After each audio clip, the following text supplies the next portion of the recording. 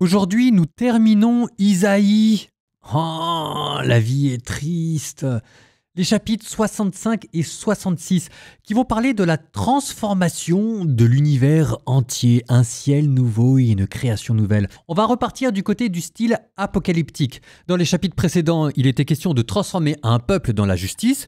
Maintenant que ce peuple a été transformé, la création tout entière suit le mouvement et elle aussi est transformée dans la justice. Ce qui va nous permettre non seulement de conclure en beauté cette troisième partie d'Isaïe, mais ce qui nous permet aussi de conclure en beauté tout le livre d'Isaïe. Isaïe 65-66.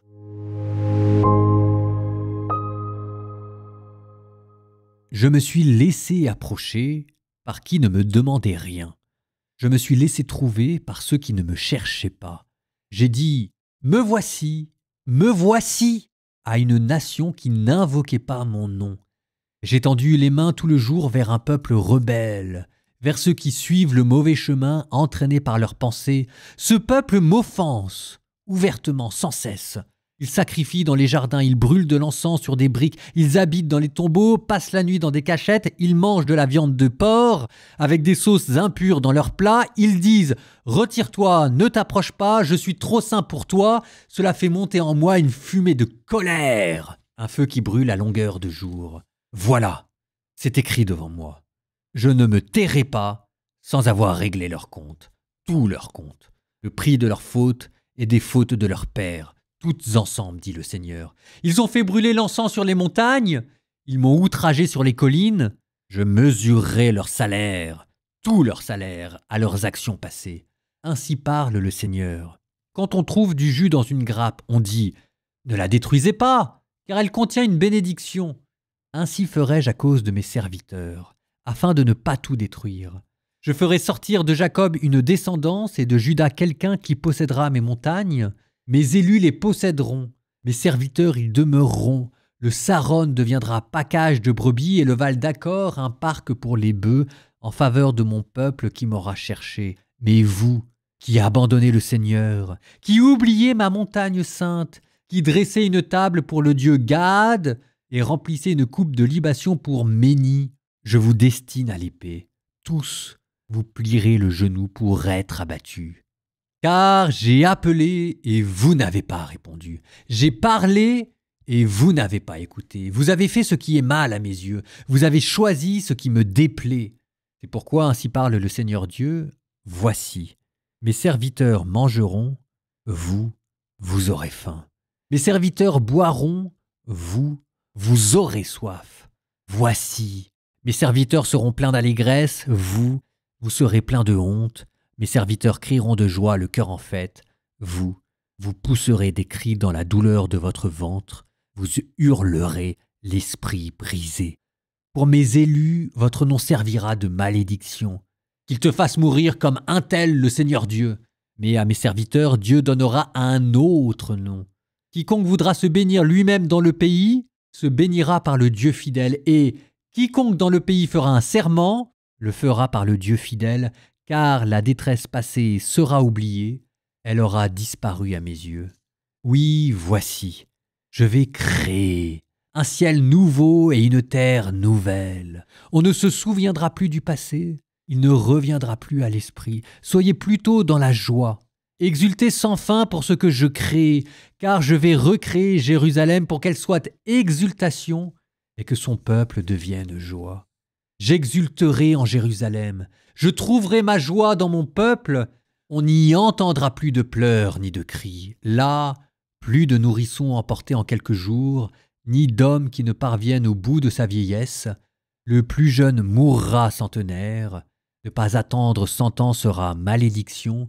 On bâtira des maisons, on y habitera. On plantera des vignes, on mangera leurs fruits. On ne bâtira pas pour qu'un autre habite. On ne plantera pas pour qu'un autre mange, car les jours de mon peuple seront comme les jours d'un arbre, et mes élus jouiront des ouvrages de leurs mains. Ils ne se fatigueront pas pour rien, ils n'enfanteront plus l'épouvante, car ils sont la descendance des bénis du Seigneur, eux et leur postérité. Alors, avant qu'ils n'appellent, moi je répondrai. Ils parleront encore que moi je les aurai entendus, le loup et l'agneau auront même pâture, le lion comme le bœuf mangera du fourrage, le serpent, lui, se nourrira de poussière, il n'y aura plus de mal ni de corruption sur toute ma montagne sainte. Ainsi parle le Seigneur. Ainsi parle le Seigneur. Le ciel est mon trône, et la terre l'escabeau de mes pieds. Où donc me bâtiriez-vous une maison? Où serait le lieu de mon repos? Tout cela, c'est ma main qui l'a fait, et tout cela est à moi, oracle du Seigneur. Celui que je regarde, c'est le pauvre, celui qui a l'esprit abattu et tremble à ma parole. On immole le bœuf, mais on abat aussi bien un homme.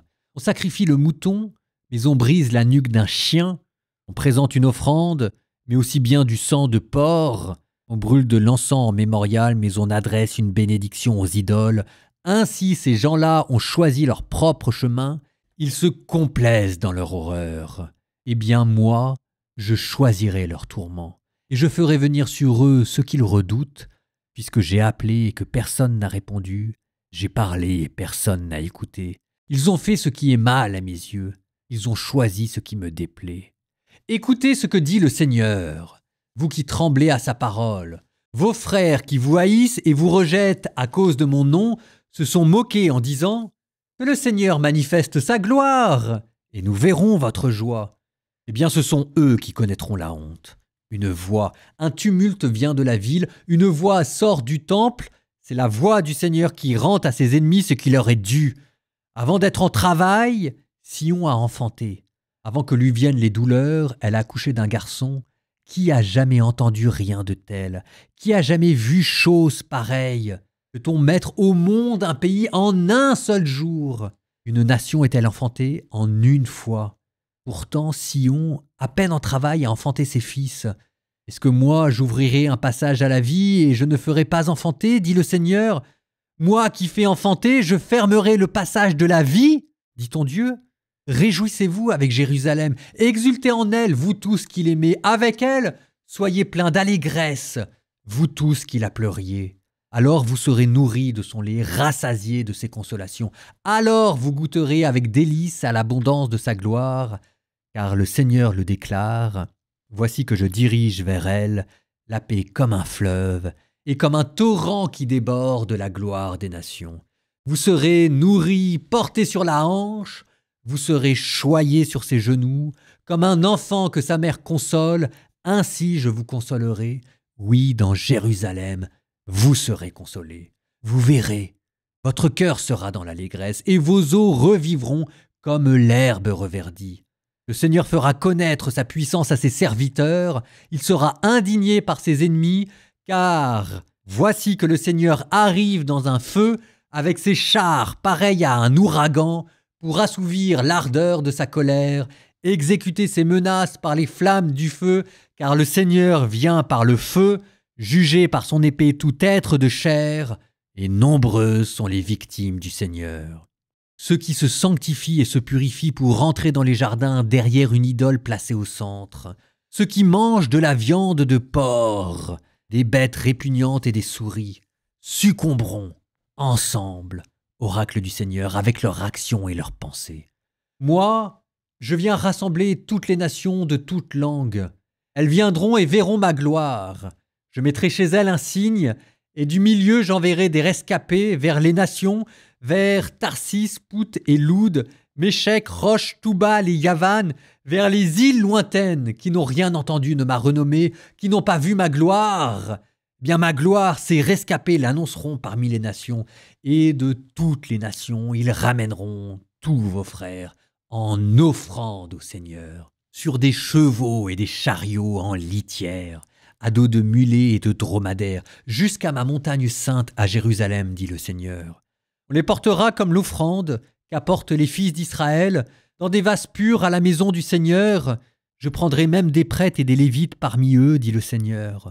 Oui, comme le ciel nouveau et la terre nouvelle que je fais subsistent devant moi, oracle du Seigneur, ainsi subsisteront votre descendance et votre nom. Alors, de nouvelle lune en nouvelle lune et de sabbat en sabbat, tout être de chair viendra se prosterner devant moi, dit le Seigneur, et Au dehors, on verra les dépouilles des hommes qui se sont révoltés contre moi. Leur vermine ne mourra pas, leur feu ne s'éteindra pas. Ils n'inspireront que répulsion à tout être de chair.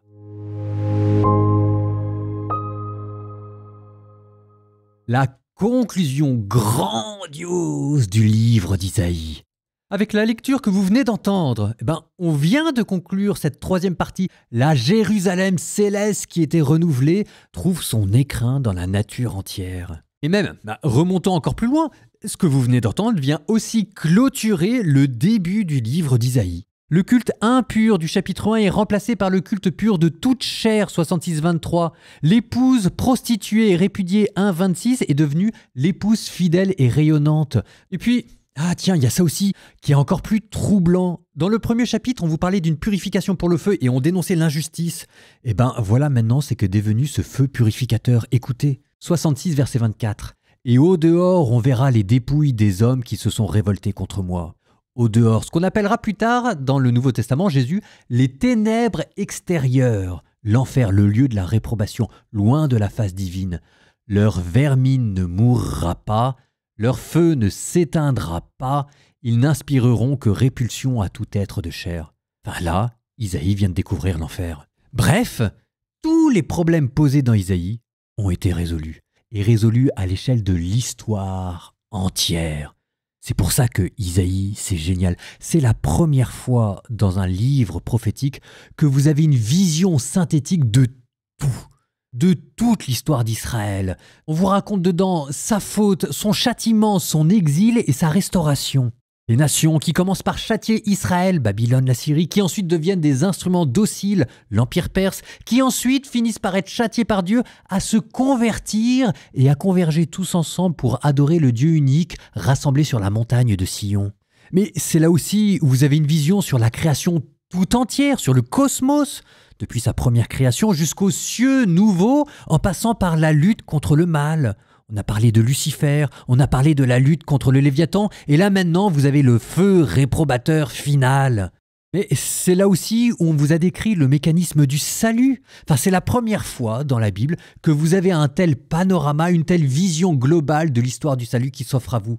Alors oui, c'est disséminé sous des tas et des tas d'oracles qui intercalent les malheurs, les prophéties, les bonheurs. On s'en sort pas très bien, mais tout est là-dedans. Isaïe, c'est génial.